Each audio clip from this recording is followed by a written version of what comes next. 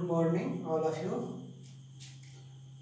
आज हम लोग class B.Ed first year C5 unit 1 के अंतर्गत प्रकरण ज्ञानानुशासन के मानव शास्त्र का अध्ययन करेंगे। सबसे पहले हमारा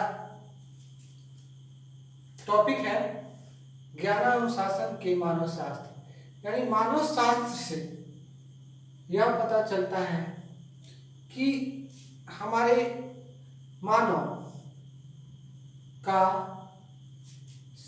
जातिगत, सांस्कृतिक एवं सांस्कृतिक दृष्टिकोण का अध्ययन कैसे किया जाता है। तो मानव शास्त्र में सबसे पहले यहाँ पर अध्ययन करते हैं हम मानव शास्त्र के अंतर्गत मानव के जातिगत, सांस्कृतिक एवं सामाजिक दृष्टिकोण का अध्ययन किया जाता है।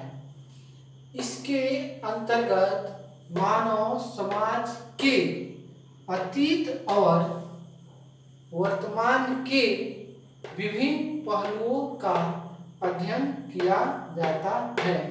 अर्थात कहने का तात्पर्य यह है, मानव शास्त्र में मनुष्य के सामाजिक, सांस्कृतिक, जातिगत स्थिति को अध्ययन किया जाता है। मानव अतीत में किस तरह था और धीरे धीरे परिवर्तन कर वर्तमान में उनकी स्थिति कैसे हो गई। जैसे आप लोग जानते हैं कि आदि मानव के रहने के लिए आवास नहीं था, पीने के लिए पानी नदी और तालाब से पीते थे। आज की तरह नल और उसको फिल्टराइज करके पानी पीने की आदत नहीं थी। लोग पहले गुफाओं में रहते थे। आदि मानव आज की तरह जिस तरह हम तरह तरह के पकवान बनाकर खाते हैं, उस तरह के आदि मानव ऐसा नहीं करते थे। कच्चा मांस खाते थे, शिकार करते थे, आज की तरह खेती नहीं करते थे। वह एक जगह पर स्थित नहीं रहते थे, कहीं शिकार के तलाश में कहीं कहीं घूमते फिरते थे। तो मानव शास्त्र के बाद किसके द्वारा यह पता चलता है कि मनुष्य का सामाजिक स्थिति, सांस्कृतिक स्थिति, आर्थिक स्थिति में कितना बदलाव हुआ है। हमारे ज्ञानानुशासन इसमें महत्वपूर्ण सहायता करता है। तो मानव शास्त्र की कई शाखाएं हैं। मानव शास्त्र की कई शाखाएं हैं। इनमें से कुछ निम्नलिखित हैं। जैसे पहला, सामाजिक सांस्कृतिक मानव विज्ञान। पहला है सामाजिक सांस्कृतिक मानव विज्ञान। दूसरा, प्रागैतिहासिक मानव विज्ञान। तीसरा, भौतिक मानव विज्ञान। चौथा, अनुप्रयुक्त मानव विज्ञान। पांचवा, भाषिक मानव विज्ञान। इन मानव शास्त्र की इन शाखाएं के जो निम्नलिखित है, जैसे सामाजिक सांस्कृतिक मानव विज्ञान, प्रागैतिहासिक मानव विज्ञान, भौतिक मानव विज्ञान, अनुप्रयुक्त मानव विज्ञान, भाषिक मानव विज्ञान, इनके बारे में एक एक करके अध्ययन करते हैं। सांस्कृतिक मानव विज्ञान, इसमें मानव के सामाजिक, सांस्कृतिक एवं आर्थिक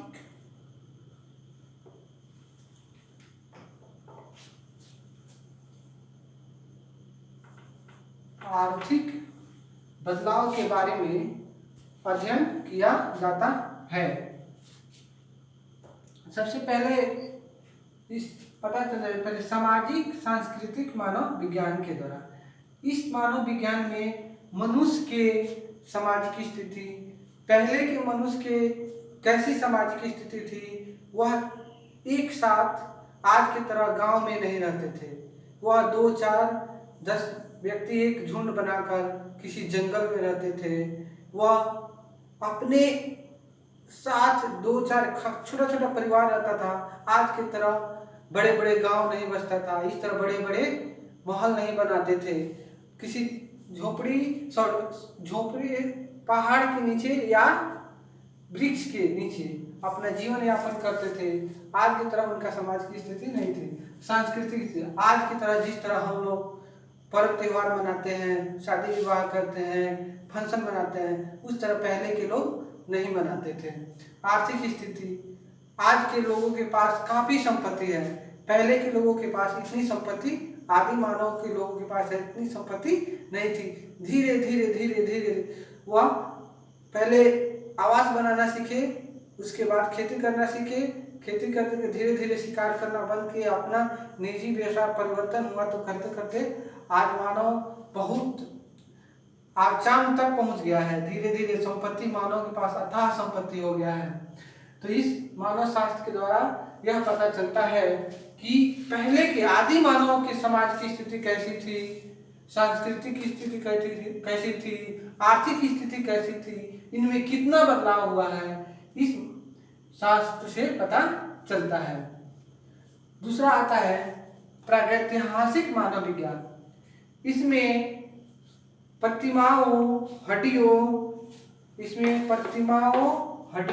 सिक्कों और अन्य ऐतिहासिक पुरावशेषों के आधार पर मानव के बारे में अध्ययन किया जाता है।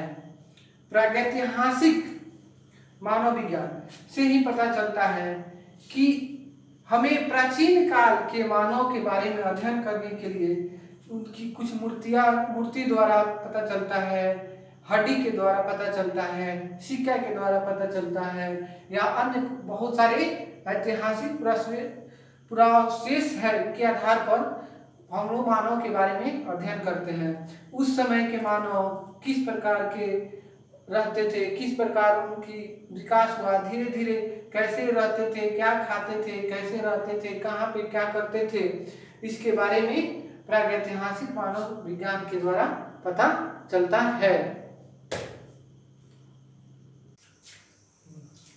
तीसरा है भौतिक मानव विज्ञान।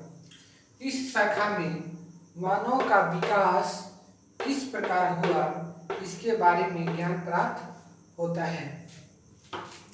हम जानते हैं कि हमारा मानव जो आज है, इस तरह पहले नहीं था। हमारे पूर्वज चिंपैंजी, गोरिल्ला, बंदर इत्यादि की तरह थे।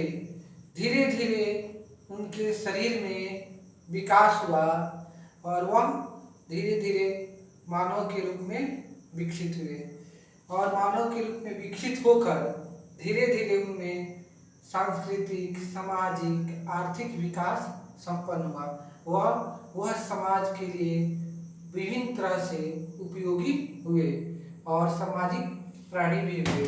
अपना निवास भी बनाए, अपना व्यवसाय भी बनाए किए, और रोजगार के साथ साथ शिक्षा भी ग्रहण किए, और आज मानव काफी विकसित हो गए हैं। इसके नेक्स्ट पॉइंट है अनुप्रयुक्त मानव विज्ञान। इसमें अन्य शाखाओं से प्राप्त सूचनाओं का उपयोग किया जाता है, और इन सूचनाओं के आधार पर संतति निरोध यानी जनसंख्या पर रोक, स्वास्थ्य शिक्षा, कुपोषण की रोकथाम, बाल अपराधों की रोकथाम, श्रम समस्या समाधान, जनजातीय कल्याण और उनके जौरन विस्थापित भूमि अधिग्रहण की स्थापित में अनेक उनके पुनर्वासन की सुविधा की जाती है।